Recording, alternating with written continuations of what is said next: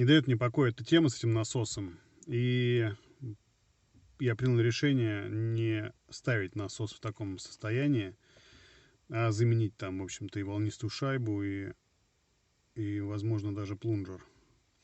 В общем, купил насос контрактный, и с него запчасти поставим туда. Дефектуем его тоже и поставим туда. Посмотрим, что там внутри за железки, с гарантией насос.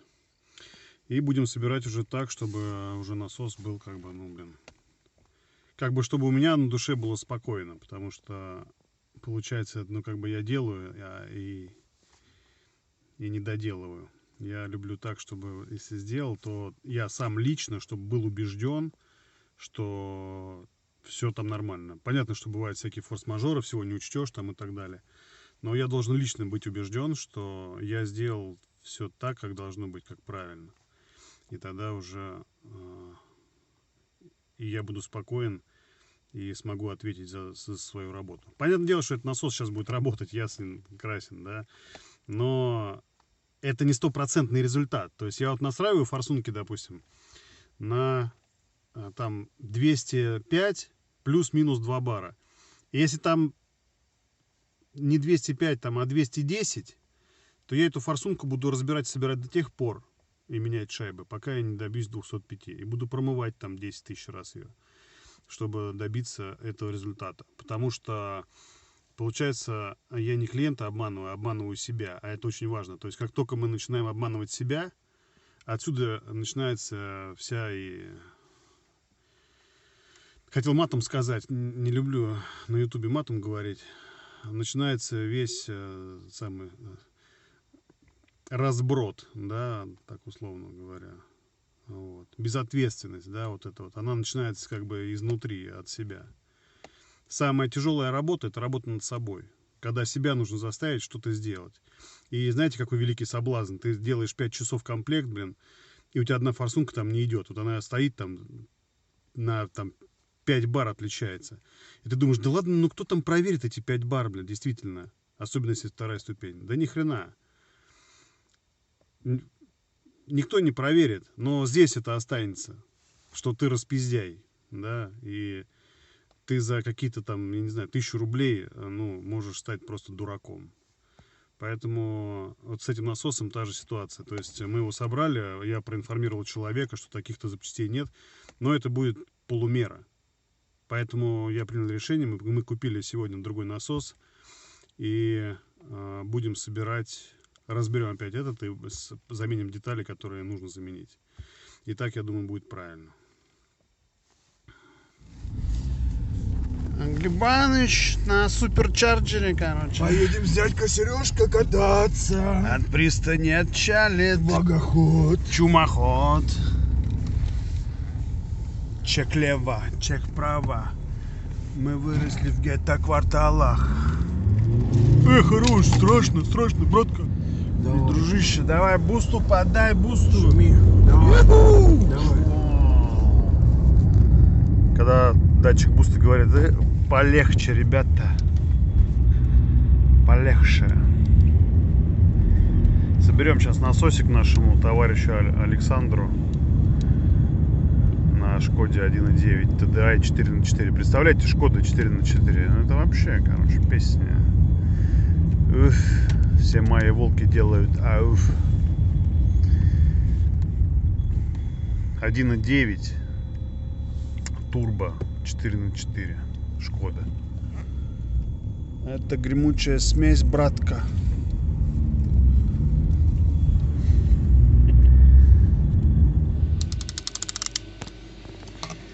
Итак, купили мы насосик.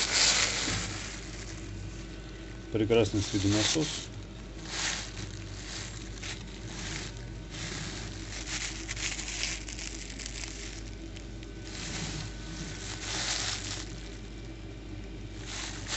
Сейчас мы его разберем, дефектуем, вытащим необходимые детали и будем собирать. На нашу Шкоду 4×4. О, здорово, братка. Чё, как сам? Надо здоровье поправить. Поправить здоровье можешь шокопаинкой вон поправим сейчас. О, Так, что тут у нас? Погнали.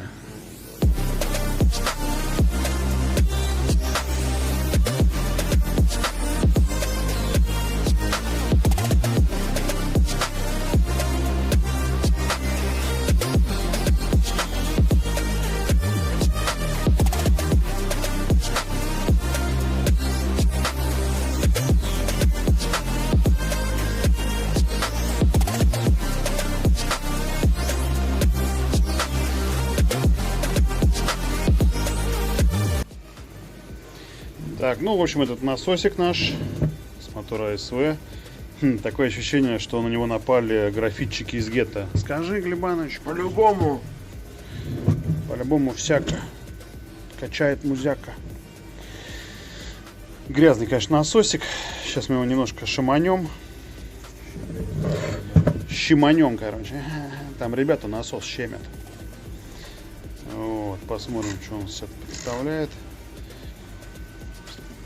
Погнали!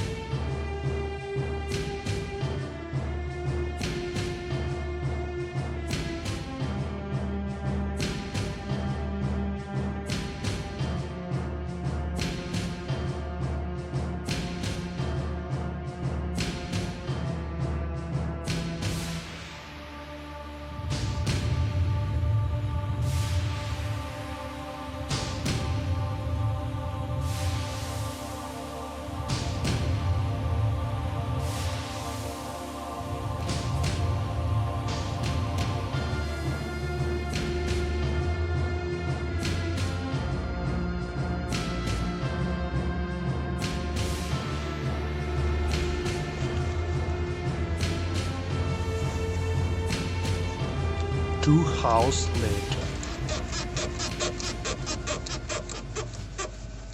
Трубочки сняли, освободили. Хомуты уже все сгнившие, уже поотламывались.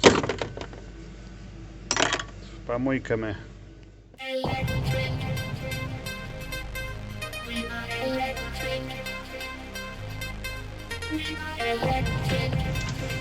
Переходим к снятию мукта, и мы видим, что здесь стоит еще родной треугольный болт.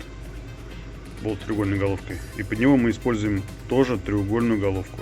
Не набиваем головочку на 7, а используем нормальный инструмент. Точно. И не нарезаем пилой. Да, точно. Погнали.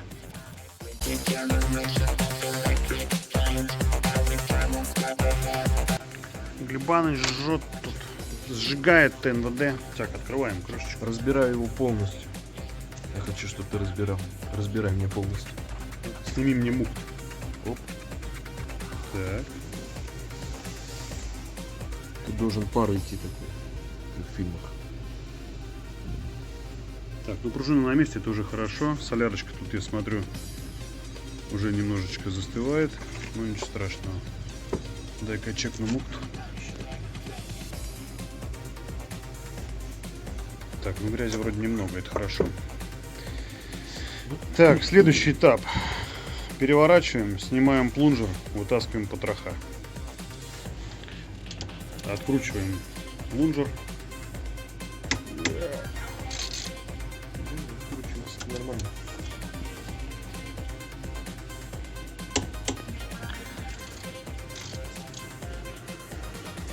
Держи, Глебаныч, короче. Ты что, хочешь просверлить насквозь ТНВД? Да. Так сделай же это скорее.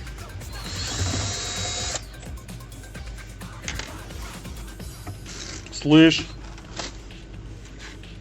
Погнали. Сейчас будет страшно. Очень страшно. Давай, сейчас посмотрим. Мамочка, можно я не буду смотреть? Не смотри, сынок, не надо.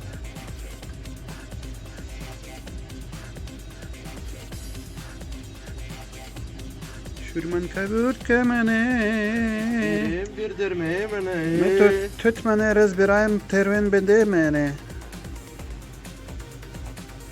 Ну шо тут? Слушай, ну неплохо.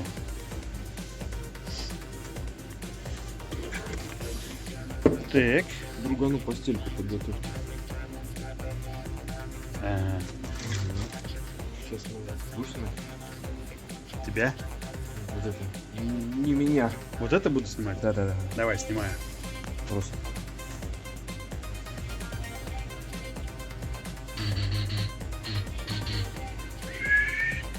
Люк Скайуокер летит. Какой-то новый корабль у него. Надо его подбить. Так. Фалдисте mein Scheibe meine. Шайба мене. Возьмите шайбами. Так, смотрим выработку на плунжере.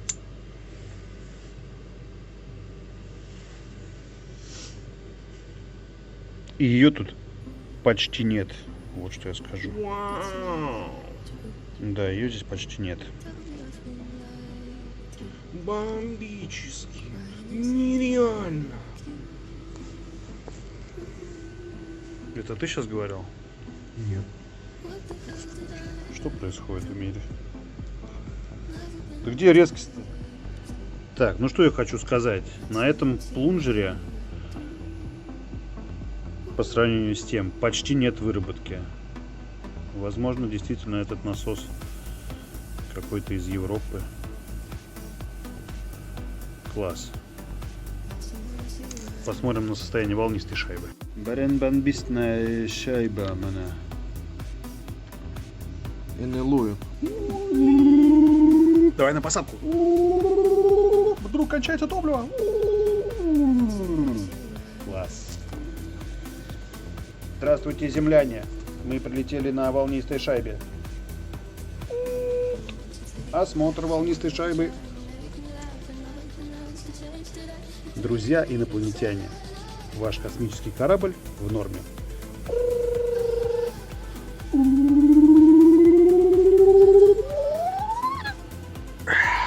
Продолжаем разбирать ТНВД. Паучок мене. Паучок, шмаучок мене. И...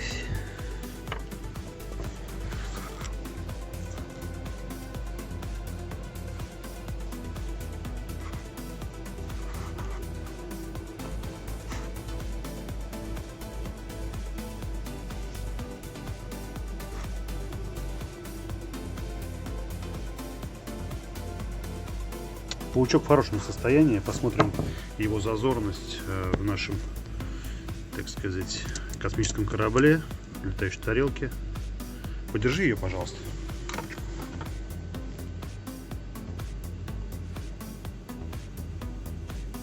Офигеть.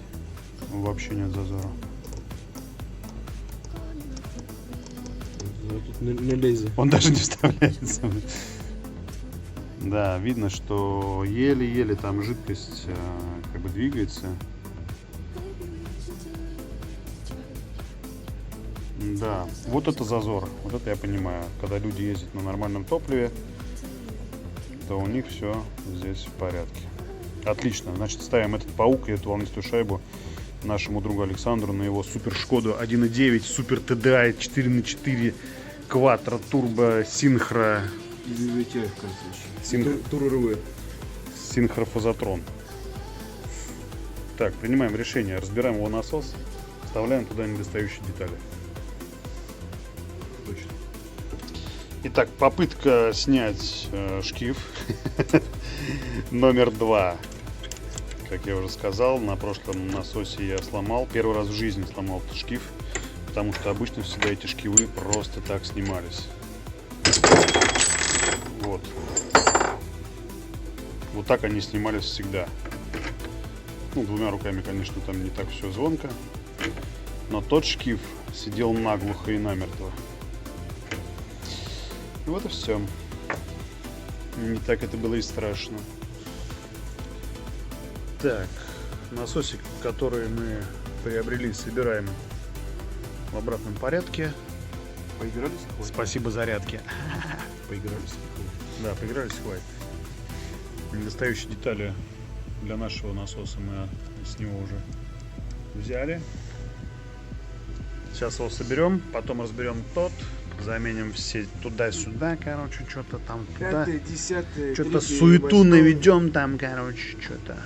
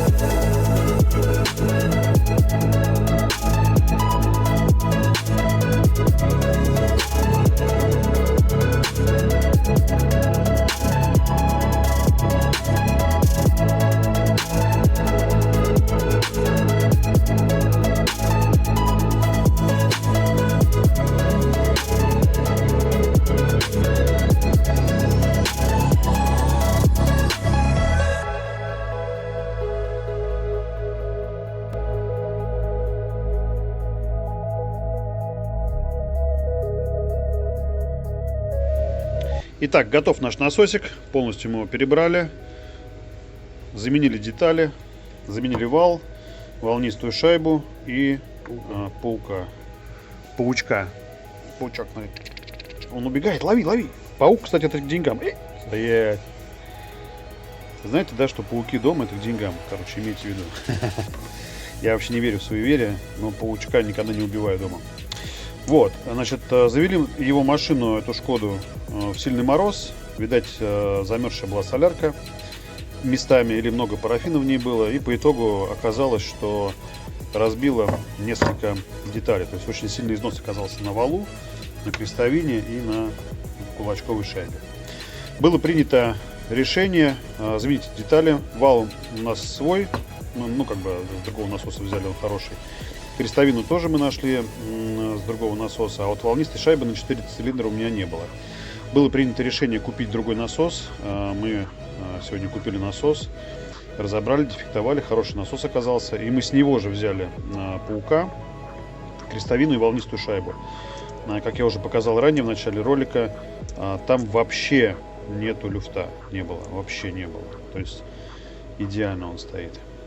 Ну, в общем, все. Значит, насос готов к установке на машину. Сейчас мы его поставим, прокачаем через него солярочку, натянем ремешки и будем запускать. Насос стоит на месте. Выставляем метки. Накидываем сюда шкив ТНВД. Уважаемый, шкив есть один? Есть. О, дай глянуть. Сначала деньги. Ты что, мне не доверяешь, что ли? Я себе не доверяю. Уважаемый. Вот. И настраиваем все меточки. Затягиваем. Ты знаешь, кто я? Я сам не знаю, кто я. Ты не ты, если не ты. Все правильно. Ты можешь, когда хочешь, брат мой. Братка. Давай по фактам, братка. Ты к земле ближе, чем моя девятка.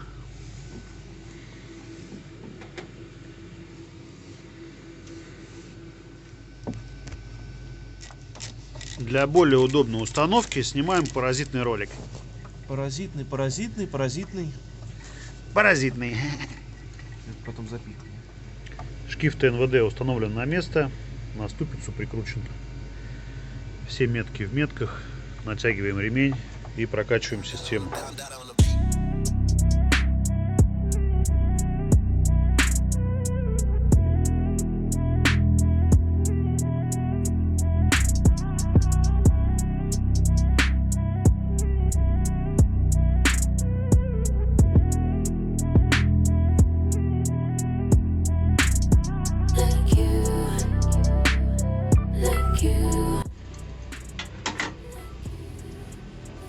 Че мутишь, братишка? МВД наряжаю. Наряжаешь ты НВД. О. Бердерне. Так, ну, в общем, что мы сделали? Перебрали 2 раза насос, заменили там детали, которые меня не устраивали, кроме плунжера, потому что хозяину скажем, что плунжер попозже, там, летом, осенью пусть приезжает, меняет, пока что он 400 бар дает.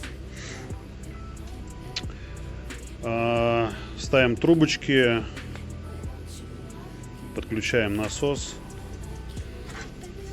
одели ГРМ. Сейчас будем прокачивать солярку. Это очень важный момент. Еще трубочки на форсунках не закручиваем, потому что когда будем прокачивать, чтобы видно было, что стало бить оттуда топливо. И, соответственно, сейчас будем прокачивать всю систему. И это очень важный момент. Смотрите, как это делается. Так, все, трубки поставлены. Мы их не прикручивали, чтобы они вот стучали. Чтобы когда будем крутить стартером, увидели, что брызгает солярка. Мы принимаем решение о замене топливного фильтра. Габаныч. Ну-ка давай наш фильтрочек. Тан-тан-тан-та-да-да-дан. О, это ман. Шмань. Ставим мановский фильтр. Если это подойдет. Да. И будем заводить. Да он так вылезет. Надо его подтягивать. Так, отстегиваем все отстегивалки, откручиваем все откручивалки. Сосайки. О, сосайка есть. Классно. Это хорошечно. Теперь здесь будет стоять правильный фильтр.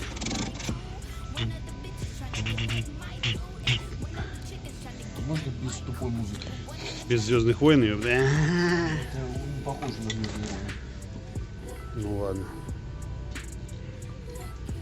Немножечко заводешили вообще.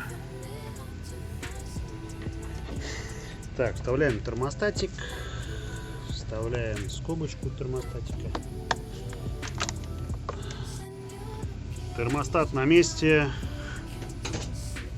Одеваем шланчики. Наверное, надо отрезать. Давай рубанем.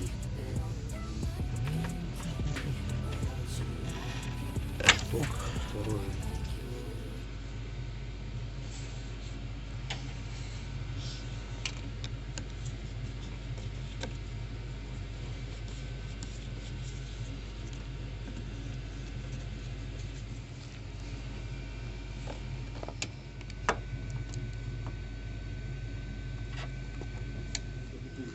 Так, прокачиваем. Да зачем бутылочку? Ну, а что, польется сейчас и будет. А мы оденем на насос. Нам насос еще прокачивать.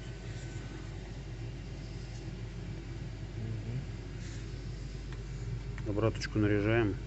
Чуть-чуть. Вот. Кому-то нет. Да пока не надо. Он там не нужен. Давай, качай. Жамку? Жамкой. Такими скоростями разве мы прокачаем? Давай. Ну-ка.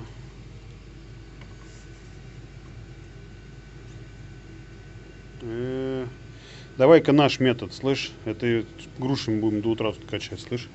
Вакууматор давай. Вот он, синенький. Пяу. Бершермендерматор. Мирматор. Беренбатор. Так.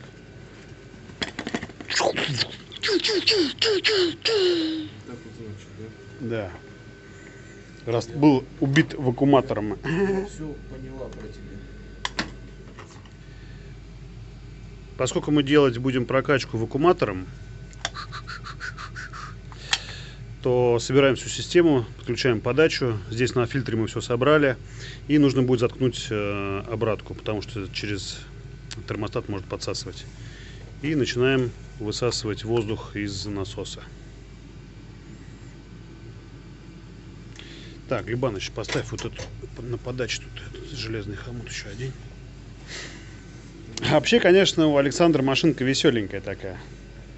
У него тут запасы, ну, тряпок, ладно. Тут у него... Братюш. Блю круассау. Блю Красау запас, короче. Стратегический запас Блю Красау. Это типа это под капотом ковыряешь. Тормозуха вот лежит. Там он... А, ну здесь, короче, подключены эти туманочки у него нормальные тут. По фэншую, по красоте. И вот здесь еще что-то стоит. Что здесь стоит-то? Жидкость ГУР, короче, на всякий случай стоит здесь возле ГУРа. И здесь тоже подключены эти туманочки по красоте. Еще тут какая-то проволока у него мощная. Питание фар. Это прикуривать. Кого-нибудь. Так, ну что, прокачиваем, да? Погнали. Жим.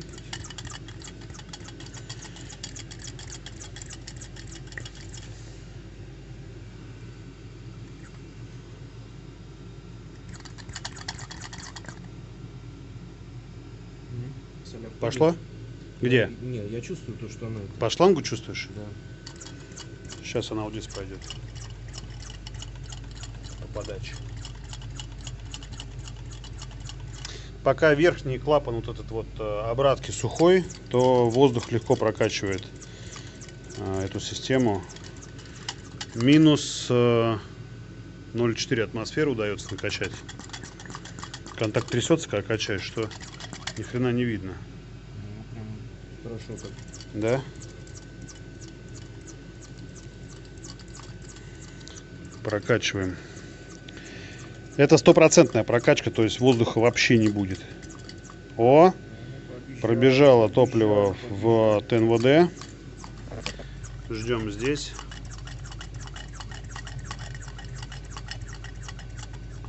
Воздух какой-то пошел, но это из фильтра.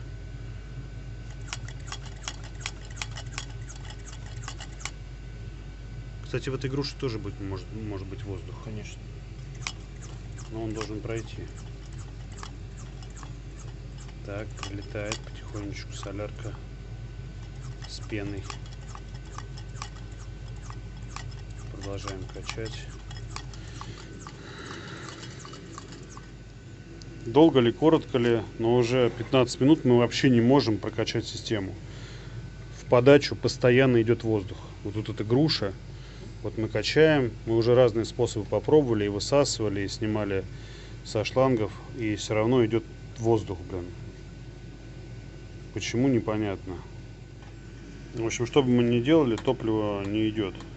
Есть подозрение, что его в баке нет, тут тачка сюда заехала. Сейчас проверим. Мы сняли редукционник верхний и поставили обычный фитинг, то есть сквозной. И сейчас попробуем вакуумом загнать. Подожди, Глебаныч, не качай. Попробуем.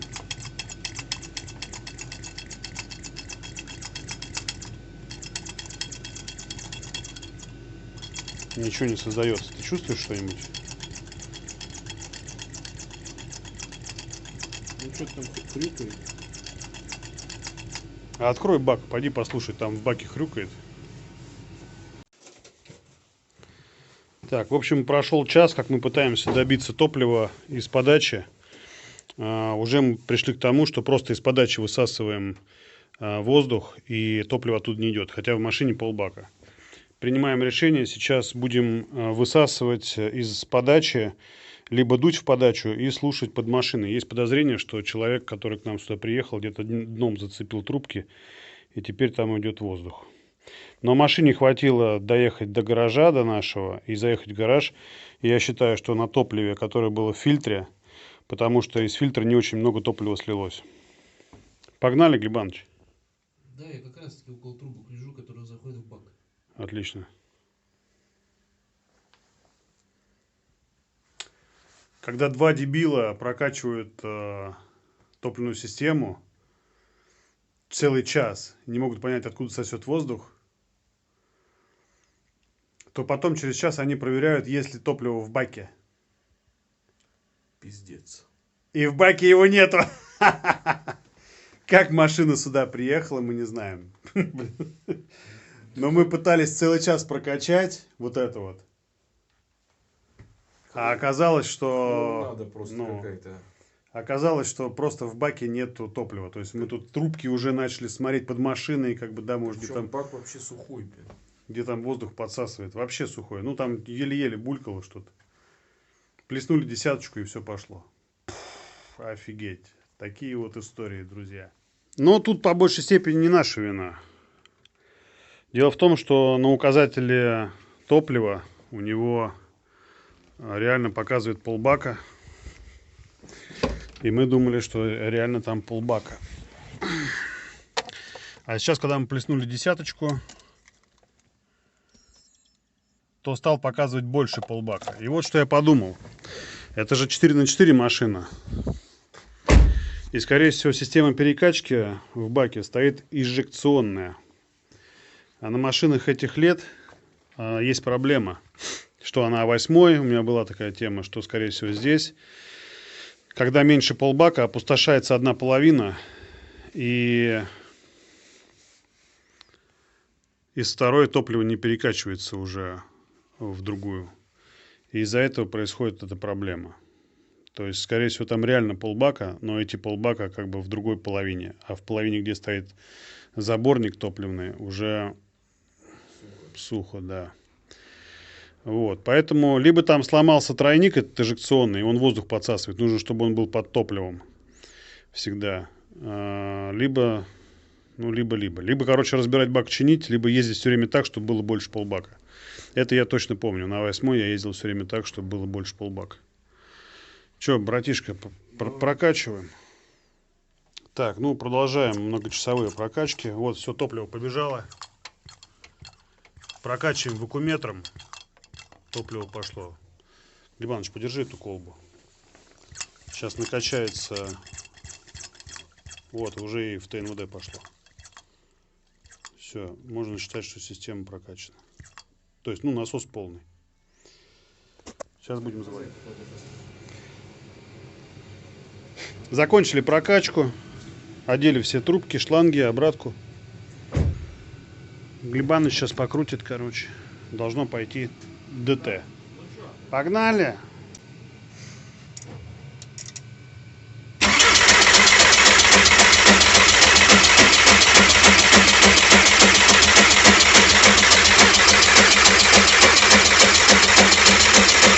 Хорош!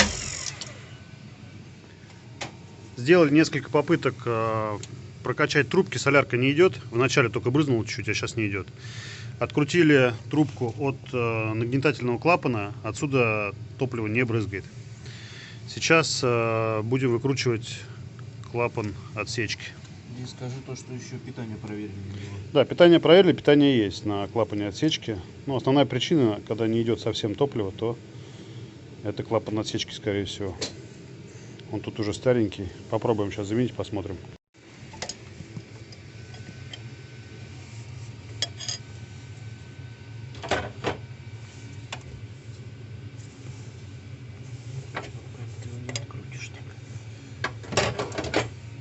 Для того, чтобы открутить этот клапан на насосе, мукт снимать не обязательно. Достаточно его отодвинуть в сторону до конца. И мы сделали себе такой ключ. У него одна грань сточена очень сильно. Для того, чтобы можно было подлезть между муктом и клапаном. Ну, то есть, чтобы он наделся. Так, вот наш клапаночек. 12 вольт. Надо поменять. 12 вольт. Ну, давай проверим. Прозваниваем клапан на сопротивление. 7 Ом это нормальное сопротивление для него. Странно, почему через него не идет топливо. Ладно, пробуем заменить. Приняли решение просто поставить другой клапан. Сейчас посмотрим реакцию.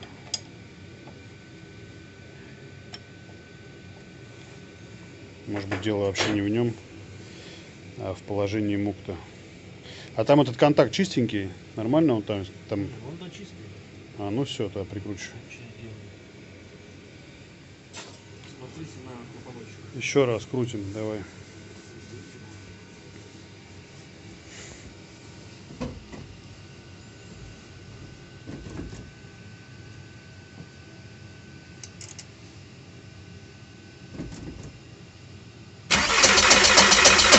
Хорош!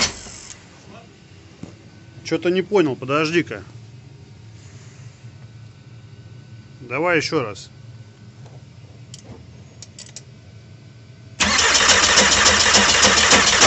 Хорош! Нет, очень слабо. А ты мук подвинул обратно? Блядь, нет. Пробуем еще раз после замены клапана.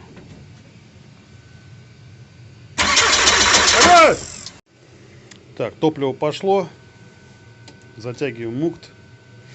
Мы его ставим на те метки, которые тут были установлены при снятии нами. Так, притягивай не сильно. Не сильно притягивай. Да, не сильно. Притягиваем не сильно. Прикручиваем трубку на насос, на нагнетательный просто притяни.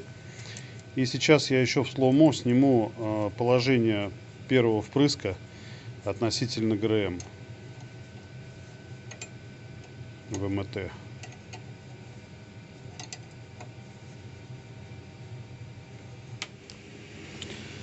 Для чего я делаю слоумо? Для того, чтобы убедиться, что впрыск происходит напротив верхней мертвой точки первого цилиндра в момент сжатия. То есть, что мы точно не обманулись.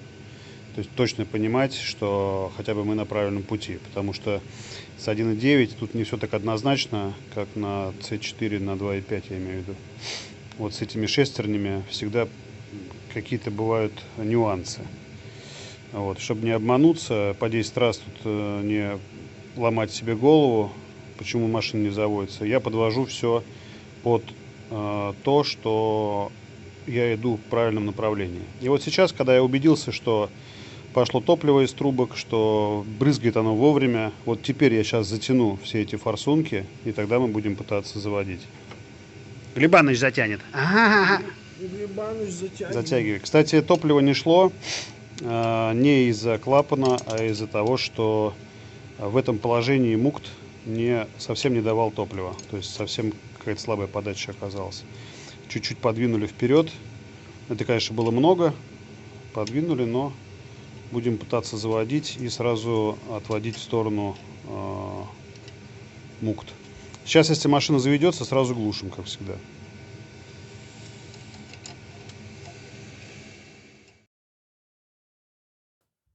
В записи Slow Motion можно четко определить, в какой момент происходит впрыск. И здесь мы видим, что он происходит почти на 2 зуба позже. Я сделал скриншот стрелки, и вот здесь можно увидеть, что из первой форсунки как раз бьет топливо, а метка на шкиве распредвала на 2 зуба ушла уже позже, чем в МТ. Правим угол и пробуем заводить. Перепроверили метки на насосе. Немножечко подправили. У нас там была средняя, как бы усредненная такая меточка стояла. Сейчас мы сделали подгонку под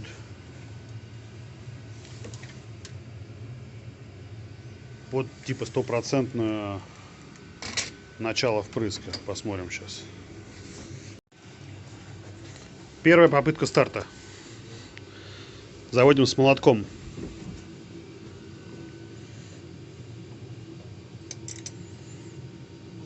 Да.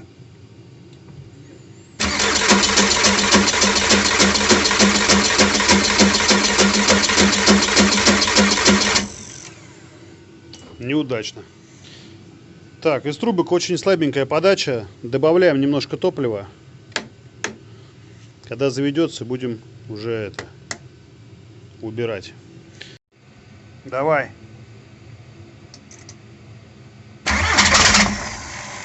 Все, хорош.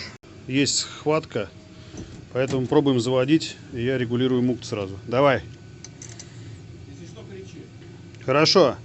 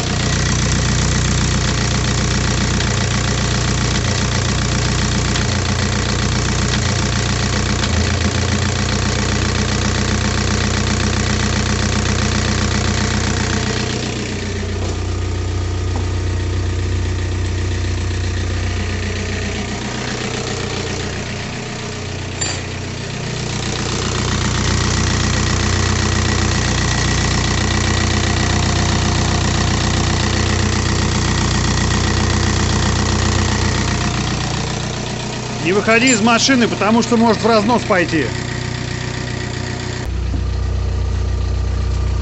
Давай. В момент нажатия на газ может быть разнос, но ты будь готов. Она заглохнет, если ты заглушишь. Давай.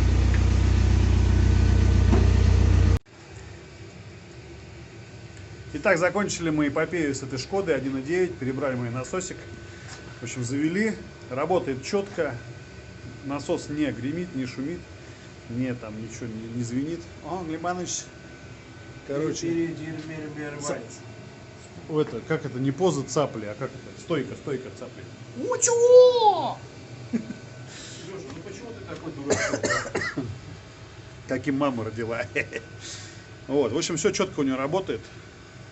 Завелась, конечно, она туго. И это, я хочу отметить, что касательно ТНВД 1.9, ну, вот этих моторов вообще 1.9, там не все так гладенько с спуском, когда ты перебираешь ТНВД. Там потом, чтобы он четко работал, ну, завелся, да, и начал работать, сначала подачу вообще чуть ли не в максимум выдвигаешь, чтобы из форсунок реально там брызгало это топливо. И он потом заводится, и он может пойти в разнос. На этот момент надо ловить, как бы, да, то есть заводить надо с холодными нервами. Вот. И, соответственно... С горячим сердцем. С горячим сердцем. Вот. Но ты его заводишь, потом глушишь, потом заводишь, опять подача высокая, потом ты можешь на нем протарахтеть. Через 15 минут ты заглушишь, опять заведешь, и опять подача будет высокая. То есть этот момент надо очень четко контролировать. То есть с 1.9 нельзя так завести и там и бросить его. Мы когда первый заводили 1.9, там товарищу месяц назад, после переборки насос, мы завели его чуть ли не на разносе, он заработал.